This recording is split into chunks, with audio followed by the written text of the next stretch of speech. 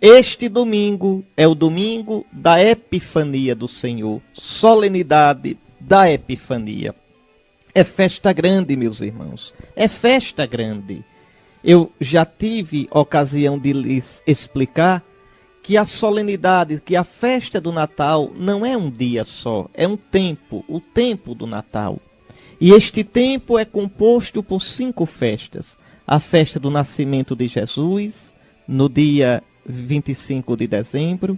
A festa da Sagrada Família, no domingo entre 25 e 1º de janeiro. Quando não há domingo, como neste ano passado, a festa da Sagrada Família fica na sexta-feira, dia 30 de dezembro. Celebramos no dia 30 de dezembro. Depois, no domingo seguinte, a 8ª do Natal, festa de Santa Maria, Mãe de Deus. Nós meditamos sobre isso domingo passado. Eu lhe expliquei. E agora a festa da Epifania. O dia correto desta festa é 6 de janeiro, a famosa festa de Reis. Mas no Brasil, os bispos colocaram, de acordo com a Santa Sé, esta festa no domingo, entre o dia 2 e o dia 8 de janeiro. Para quê? Para que se possa ter um maior número de pessoas na Santa Missa. E no domingo seguinte, a festa do batismo do Senhor. Então, 5 festas. Este ano, a festa do batismo do Senhor será celebrada amanhã. Por quê? Porque caiu muito tarde. Esse ano, veja, a Epifania caiu no dia 8, na pontinha mesmo. A Epifania no domingo, entre 2 e 8 de janeiro. E esse ano caiu no 8. Então, a festa do batismo do Senhor foi antecipada de domingo que vem para amanhã, segunda-feira. Então, 5 festas. Todas as 5 festas celebram uma coisa só. A vinda, a manifestação, a chegada, o aparecimento de Jesus, do Filho de Deus, na nossa carne mortal. Mas hoje é a solenidade da Epifania do Senhor. E olhe, viu? É uma das festas mais importantes do ano litúrgico. Você sabe, essa festa é chamada aqui no Brasil, pelos antigos, de festa de Reis, porque no Evangelho se escuta a visita dos magos a Nosso Senhor. O que significa a palavra Epifania? Os antigos, no tempo que a sociedade era cristã, quem nascia no tempo da Epifania podia se preparar, que o nome ia ser Epifânio. Maria Epifânia, Dona Epifânia, seu Epifânio. Por quê?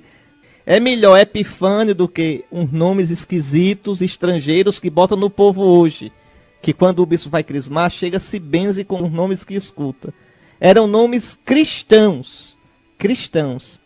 Antigamente, quem nascia por esses dias, o nome era Epifânio, por causa da Epifania. A palavra Epifania significa manifestação. E por quê? Porque o Cristo se manifestou aos pastores que eram judeus em Belém. E hoje se manifesta aos pagãos, representados pelos magos. Que coisa linda! Que menininho danado esse que nasceu em Belém. A luz dele reflete tanto, brilha tanto, que atrai de longe os magos. E nesses magos pagãos que vêm, sou eu, é você, são todos os povos que não eram judeus, que não conheciam o Deus verdadeiro, que vêm adorar o menino. É este o sentido. O Senhor veio para os judeus que já estavam próximos de Deus, já conheciam a lei de Deus do Antigo Testamento, já prestavam culto ao verdadeiro Deus. Mas agora, esse menininho, fazendo a luz dele brilhar para os pagãos, veja, atrai todos os povos, os que estavam longe. E aqui estamos nós. Se eu hoje sou cristão, se eu hoje não sou mais pagão, se eu hoje conheço o Deus verdadeiro, se você conhece o Deus verdadeiro, é porque a luz bendita desse menino santo brilhou para nós. Então, querido irmão, querida irmã, naqueles magos nós estamos representados. Somos nós que adoramos o menino. Isso aparece muito bonito nas cartas de São Paulo. Eu vou lhe dar aqui 2 citações para você dar uma olhadinha. Efésios capítulo 2, versículos 8 ao 22. E Efésios capítulo 1, versículos 3 a 14. São Paulo fala em nós.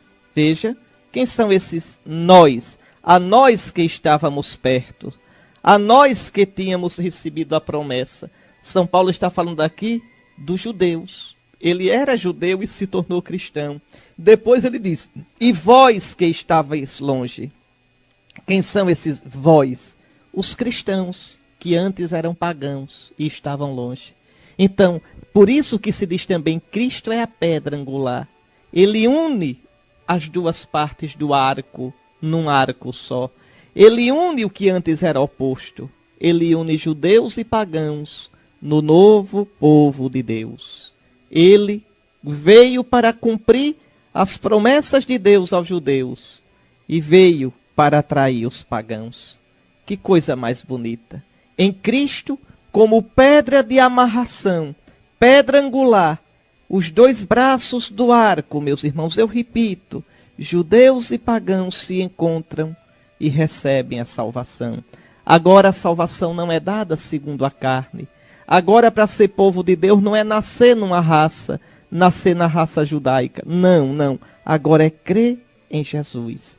Crer que Jesus é o Messias, receber o batismo e fazer parte do povo de Deus. Eu vou dar mais 2 textos para você ler e para você ver essas coisas que eu estou dizendo. Efésios, capítulo 2, versículos 19 ao 22. E Romanos, capítulo 10, versículos 11 ao 12. Pois bem, vale a pena dar uma lidazinha nesses textos. Então veja, eu já lhe coloquei 4 textos. Deixa eu colocar novamente. Efésios capítulo 2, versículos 8 ao 22. Efésios capítulo 1, versículos 3 ao 14. Efésios capítulo 2, versículos 19 ao 22. E Romanos capítulo 10, versículos 11 ao 12. Pois olhe, por todos estes motivos, os cristãos de origem pagã, e eu repito, esse é o nosso caso. Eu era para ser pagão. O Dudu aqui era para ser pagão. Está dançando um torezinho como índio, ou está num batuquezinho, num terreiro, veja, da raça negra. Então, eu era para estar adorando os deuses dos celtas. Nós somos, por geração, por raça, por ascendência, pagãos. Mas graças a Deus, porque a luz desse menino brilhou, o evangelho chegou até nós. O evangelho foi pregado no mundo e nossos antepassados se converteram.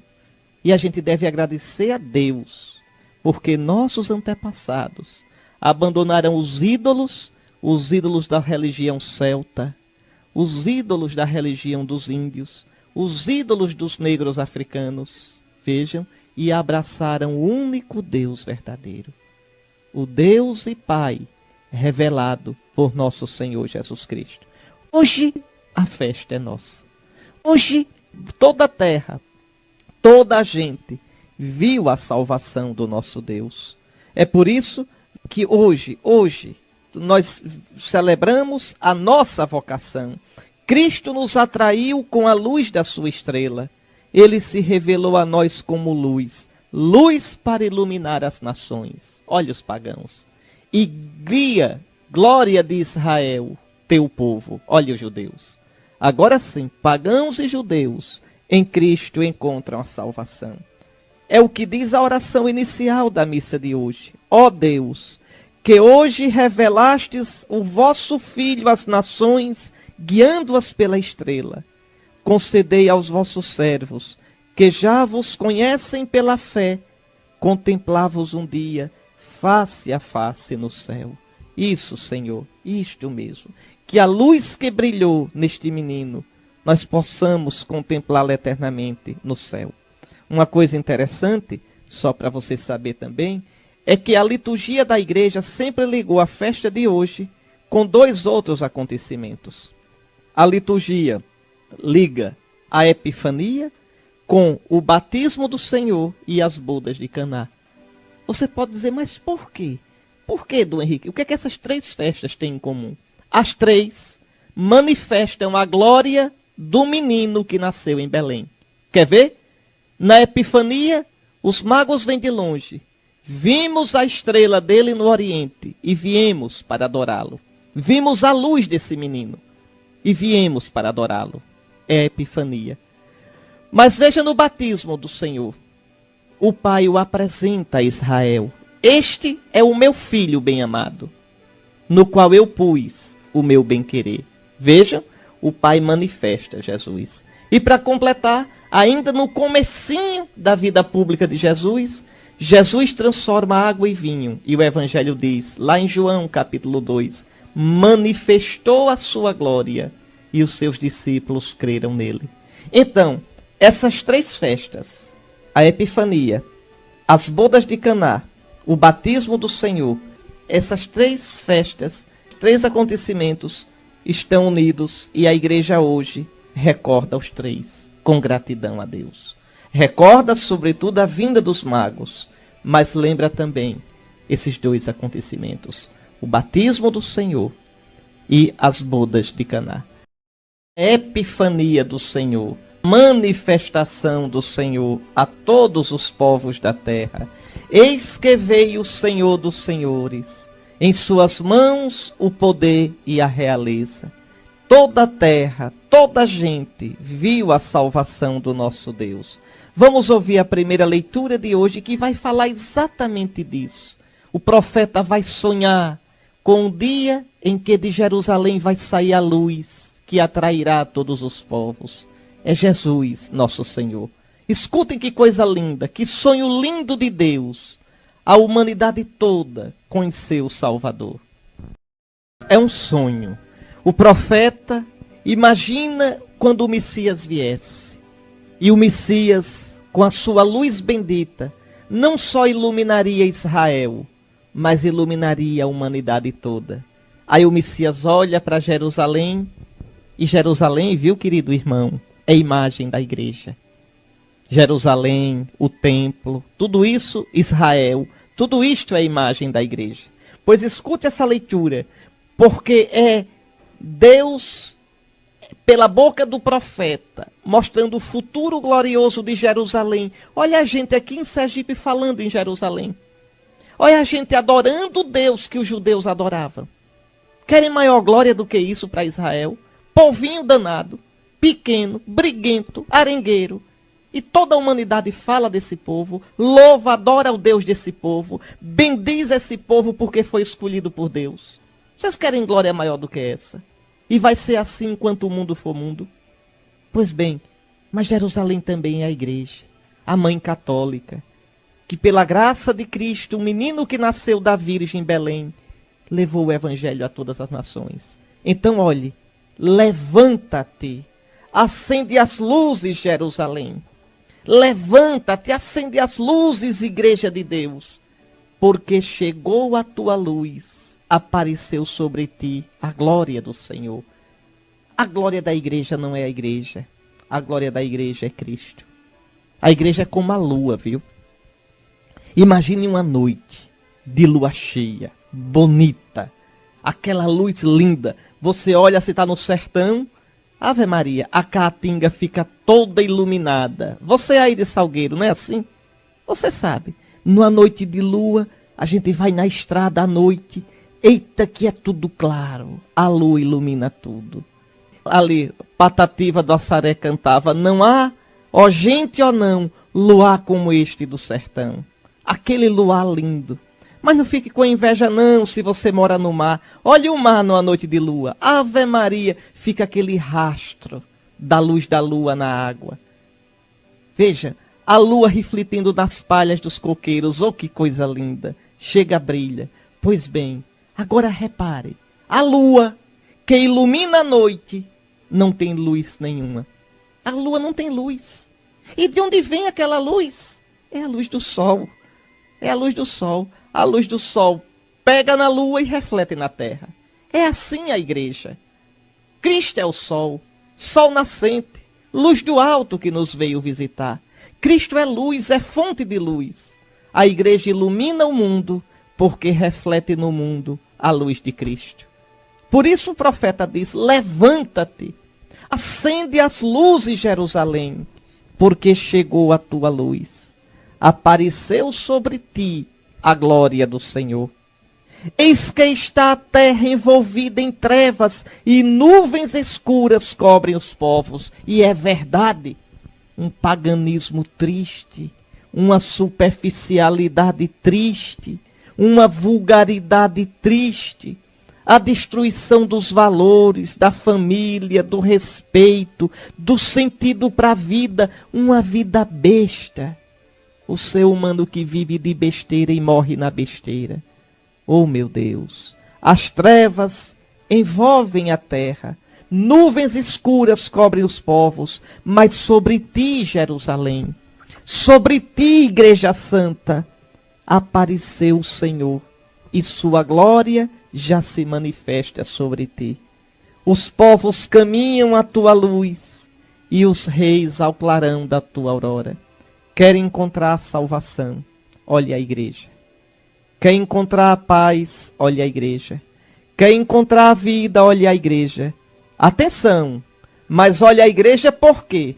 Não porque a gente é bonzinho, não porque a gente é certo, mas porque na igreja está Cristo. Na igreja está a palavra de Cristo.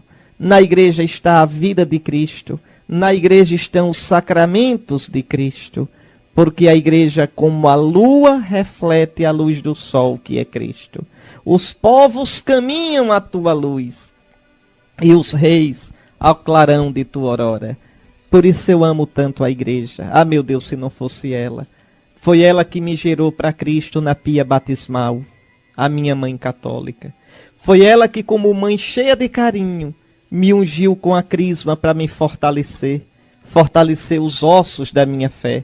É ela que, como mãe querida, me coloca nos braços e me alimenta com a palavra e o corpo de Cristo. Me anima. Foi ela que, quando eu caí e quando caio, me perdoa com o perdão de Cristo. Foi ela que me ungiu pastor da própria igreja, sem nenhum mérito de minha parte, me configurando a Cristo. Veja, é ela que abençoa o amor dos noivos em Cristo. E ainda é esta igreja, é no seio dela, como de uma mãe carinhosa, que a gente morre, que a gente parte deste mundo, consolado pela unção dos enfermos. Eis aí, nossa mãe, Jerusalém, iluminada pela glória de Cristo. E o profeta diz, levanta os olhos ao redor e vê, todos se reuniram e vieram a ti. Teus filhos vêm chegando de longe com tuas filhas, carregadas nos braços. Eis aqui, vejam, felizes, alegres, exultantes, ao vê-los, Jerusalém, ao vê-los, Santa Igreja, ficarás radiante, com o coração vibrando e batendo forte, pois com eles virão as riquezas de além-mar e mostrarão o poderio de suas nações. Sim, a gente vê isso um pouco, sabe quando? Nesses encontros internacionais, Jornada da Juventude, as missas com o Papa, Ave Maria, gente de todas as nações da terra, gente de culturas tão diferentes, e ali todos juntos como irmãos, adorando o mesmo Deus, nascidos do mesmo útero, da pia batismal, do ventre da nossa mãe católica, virão todos trazendo ouro e incenso e proclamando a glória do Senhor. Está aí, isto que o profeta predisse. Isto que a gente vê desde a vinda de Jesus já foi um aperitivo acontecido na visita dos magos. Vamos agora rezar o salmo responsorial da missa de hoje, que tem tudo a ver com a nossa festa. Veja, é uma oração pelo rei. E quem é o rei? Esse menininho que nasceu. Dai ao rei vossos poderes, Senhor Deus. Veja que coisa linda. Nos seus dias a justiça florirá, grande paz até que a lua perca o brilho. Você pode dizer, mas cadê? Jesus veio e ainda há dor, injustiça, pranto, miséria, pecado, ainda há morte. É verdade, mas só vou lhe dizer 3 coisas. Primeira coisa, com a vinda de Cristo, isto está derrotado para sempre. Já está garantido com a sua morte e ressurreição que o pecado, a treva, o mal e a morte não triunfarão na história. Essa é a primeira coisa. Isso é como uma cobra. Você mata, esmaga a cabeça e o corpo ainda fica pulando. E eu estava vendo na televisão, fiquei besta de ver. Quando arrancar a cabeça de uma cobra, não coloque a mão junto dela, mesmo sem cabeça. Porque por 1h30, por reflexo, ela ainda pode te dar uma dentada e te envenenar. Só a cabeça sem o corpo. Pois é assim o mal do mundo. Lembra da serpente do Gênesis? Lembra da serpente e o dragão do Apocalipse? Pois é, a cabeça foi arrancada, mas que ainda morde, morde. Que a cauda ainda balança e chocalha, balança. Então, primeira coisa é isso. Segunda coisa, a vitória que Cristo conquistou, você já pode experimentá-la agora, se abrir para Ele. À medida em que você vai se abrindo para Cristo, à medida em que o mundo for se abrindo para Cristo, ele vai experimentando essa vitória. Agora, se fecha, não aparece essa vitória. Terceira coisa, a vinda de Cristo que nós estamos celebrando em Belém da Judeia, nascido de Maria Virgem, essa vinda gloriosa e salvífica, salvadora, ela chegará à sua plenitude no final dos tempos. Lembre do tempo do advento. Então não se iluda. Quando Cristo, nossa vida, aparecer em glória, a salvação que ele trouxe manifestar-se-á plenamente. Aí sim, o lobo e o cordeiro deitar-se-ão juntos. O leão e o carneiro pastarão no mesmo pasto. Porque leão não comerá mais carne, não matará mais. É isso que a Bíblia quer dizer. Não haverá mais morte. Não haverá mais dor nem violência. Então, dai ao rei vossos poderes. Nos seus dias a justiça florirá. E de mar a mar ele estenderá o seu domínio. É esse o menininho que nasceu. Onde está o rei dos judeus que acabou de nascer? Olha aqui. Os reis de Tarsis e das ilhas hão de vir e oferecer-lhe seus presentes e seus dons. Os reis de toda a terra hão de adorá-lo, e todas as nações hão de servi-lo. É a festa de hoje. Nos magos, os povos todos do universo estão representados para adorar o menino que nasceu, o Deus nascido da Virgem.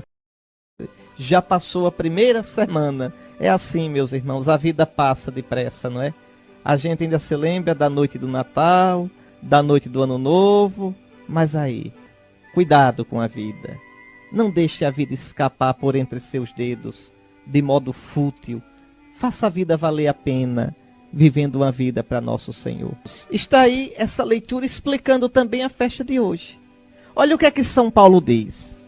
Deixa eu ler versículo por versículo.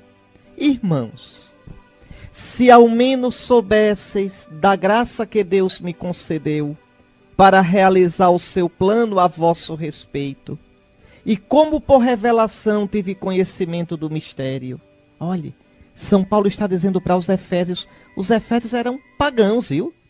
Éfeso era a capital da província romana da Ásia, cidade de comerciante, cidade importante.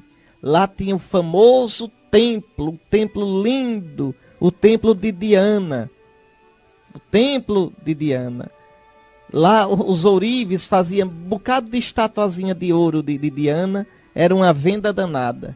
E São Paulo chegou ali pregando, começou a converter muita gente, o comércio começou a cair, o comércio de imagenzinha de Artemis ou Diana, tanto faz. Oxê, os ourives fizeram uma greve, uma passeata no meio da rua gritando, é grande Artemis, a Diana dos Efésios. E colocaram São Paulo para correr.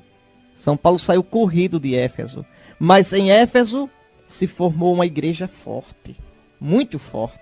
São Paulo passou 3 anos em Éfeso, 3 anos evangelizando. Foi o lugar onde ele mais demorou evangelizando. Pois escute só, olha o que é que São Paulo diz aos Efésios.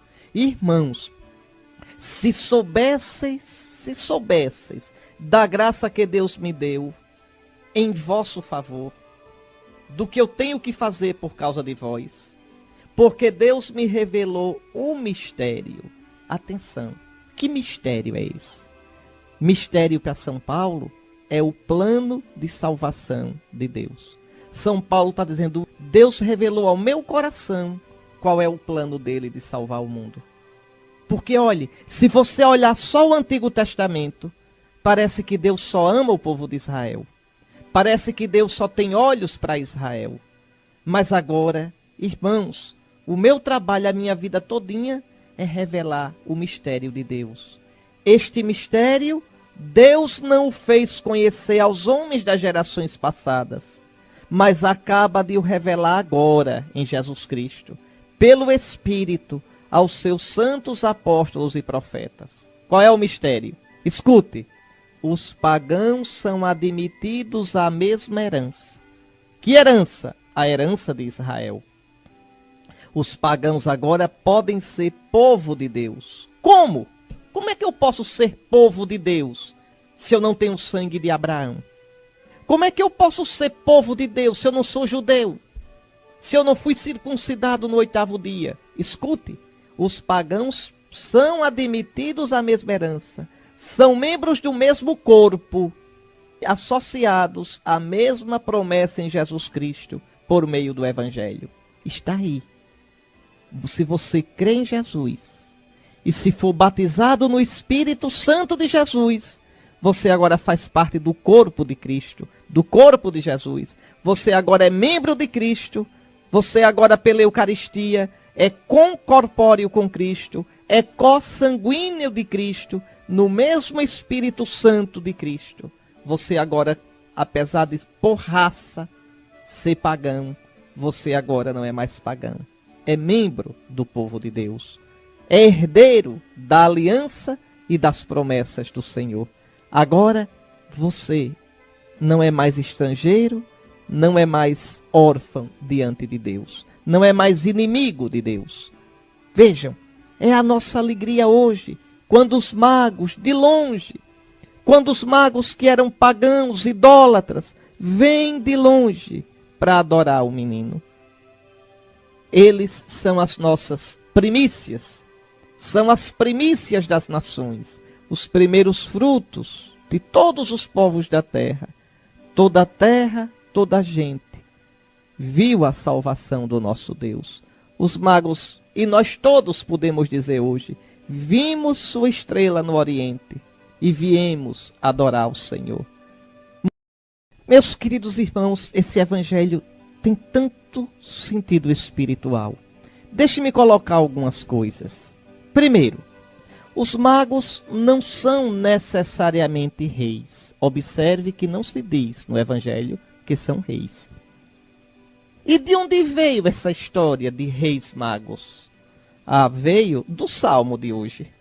De tanto rezar esse salmo no dia de hoje, o povo de Deus foi juntando as coisas. Porque o salmo de hoje diz, a gente rezou, os reis de toda a terra virão adorá-lo.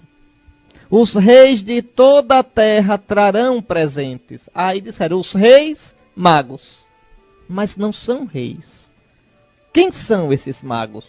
São sábios. Na época, na antiguidade, os sábios eram, sobretudo, estudantes dos astros. São astrônomos.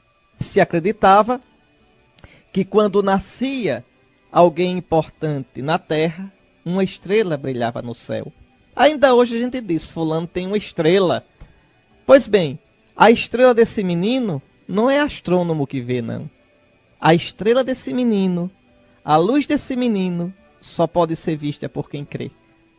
Outra coisa, os magos, a gente não sabe quantos eram. Segundo a antiga tradição dos orientais, etíopes, coptas, eram 12. Segundo a tradição nossa e grega, eram 3. Não sabemos. E como é que nasceu essa tradição de dizer que eram 3? Por causa dos presentes. Porque são 3. Então, por causa dos 3 presentes, se pensou, são 3 os reis. Mas ninguém sabe quantos são. São Mateus diz só isso. Tendo Jesus nascido na Judeia, no tempo do rei Herodes, eis que vieram magos do Oriente. Nem diz que são 3, nem diz que são reis. Mas a gente continua, viu, pensando, é bom pensar que são 3. e colocar no presépio os 3. E na Catedral de Colônia, na Alemanha, segundo a antiquíssima tradição, estão as relíquias, os crânios dos 3 magos. É uma tradição antiquíssima, está lá.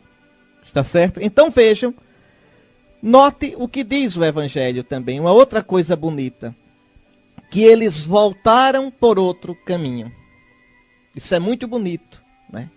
Quem encontra o menino não volta pelo mesmo caminho. Quem encontra o menino volta por outro caminho. Eu espero que você nesse Natal, você tendo celebrado santamente o Natal, volte por outro caminho. Eu espero também em tanta coisa, voltar por outro caminho. Voltar para a vida depois do Natal por outro caminho, de um modo novo. Porque a luz desse menino ilumina e dissipa as nossas trevas. Como eu disse, só vê a estrela do menino quem é humilde, quem aceita partir à sua procura. Esses magos a mim me comovem muito, porque eles saem do Oriente. Oriente, quando a gente fala, é a Pérsia, a Média, a Arábia. Eles saem. Veja, uma viagem longa. Pode ter demorado mais de 1 ano essa viagem. Mais de 1 ano. Seguindo uma luz misteriosa, à procura de um menino que eles não conheciam. Quantas privações esses magos passaram.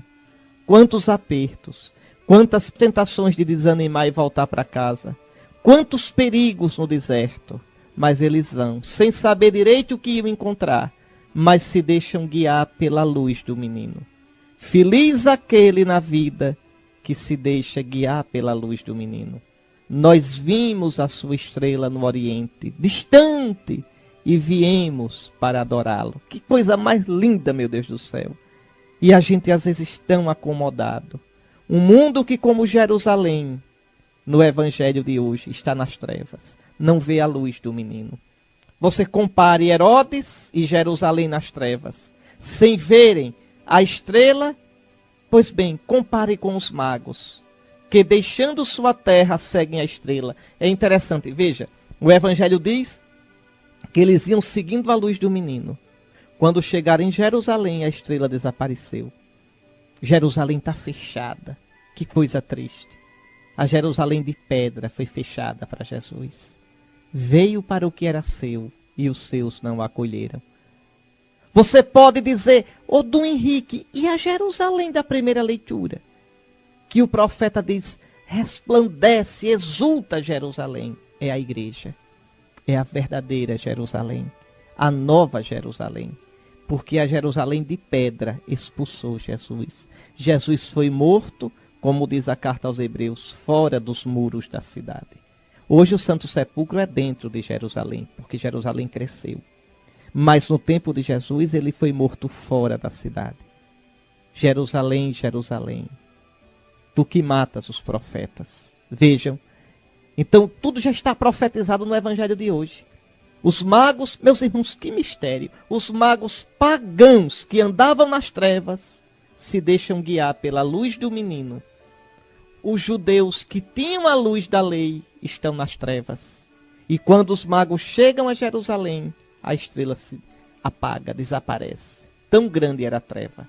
Então compare isso. Impressionante. E quando os magos saem de Jerusalém novamente para ir para Belém, a estrela aparece novamente. E diz o Evangelho, eles se alegraram com grande alegria. É que esta estrela, meus irmãos, não é um astro qualquer. Não adianta dizer, é o cometa Halley, é o cometa tal, é a conjunção de tal constelação. Nunca se saberá que estrela é essa. E essa estrela ainda hoje brilha. Essa estrela brilha quando no meu coração eu me abro para Nosso Senhor. Quando no meu coração eu me abro. Somente pode ver essa estrela quem tem fé. Quem viveu o Natal piedosamente. Quem procurou seguir o menino pode ver essa estrela. Quanto ao mundo, não a vê. Como Herodes não a viu. Não. O mundo nunca entenderá as coisas de Deus. O mundo nunca compreenderá as coisas do alto, meus irmãos. Então vejam. Outra coisa. Reparem, Herodes procura eliminar o menino com os soldados. É como o mundo que tenta eliminar o menino de tantos jeitos. O mundo tentou agora no Natal sufocar o menino com Papai Noel. Tira o menino, bota Papai Noel. As criancinhas encheu os olhos de lágrimas com Papai Noel, com uma ilusão, com uma mentira. Um professor agora na Inglaterra foi obrigado a pedir desculpa na sala de aula, porque disse que Papai Noel não existia. Obrigado a pedir desculpas. Que coisa triste, porque disse a verdade. O que existe é Cristo, nosso Senhor. Um mundo que quer viver da alegria na ilusão, alegria na mentira, alegria na ficção, no engano. Existe alegria para o mundo, meus irmãos, existe. Existe alegria e esperança para as nossas crianças. Existe alegria para quem está triste. Existe alegria para quem neste Natal está com uma doença grave. Existe alegria para quem está vendo um familiar seu sofrendo nesse Natal, às vezes às portas da morte. Existe alegria para quem está passando o Natal aperreado, injustiçado, desempregado, doente. Existe alegria. Existe alegria para quem está passando o Natal ferido de coração. Mas essa alegria não vem de Papai Noel. Essa alegria é Jesus, nosso Senhor. Ele é o presente de Deus. Ele é o futuro certo e garantido que Deus nos abre. Ele é minha cura. Ele é minha honra. Ele é minha dignidade. Ele é a paz da minha consciência. Ele é a certeza da minha vida. Ele é a minha ressurreição eterna. Então, Herodes ainda hoje está vivo e quer sufocar o menino com o consumismo, com a imoralidade, com o mundo sem Deus. Vejam, com carnavais em época e fora de época, que alienam, nos quais se pula, para nada, para esquecer a vida. Um momento de euforia por nada. Como é diferente da alegria verdadeira. Aquela alegria serena, pacífica, que nos faz encher os olhos de lágrima. Porque nos faz saber que Deus está conosco. Que nós somos amados. Que a vida tem sentido. Pois bem, Herodes tentou sufocar o menino. Como o mundo de hoje tenta. Uma outra coisa bonita, os magos oferecem seus dons ao menino. Oferece ouro, porque o menino é rei. Oferece incenso, porque o menino é Deus. Oferece mirra, escura, perfumada e amarga, porque o menino vai morrer e será ungido o seu cadáver. Ouro para o rei, incenso para o Deus. Mirra para o Deus e rei que morrerá por nós. Eis aqui. Muito bem, querido irmão, querida irmã, os magos vieram de longe, adoraram o menino e lhe ofereceram presentes.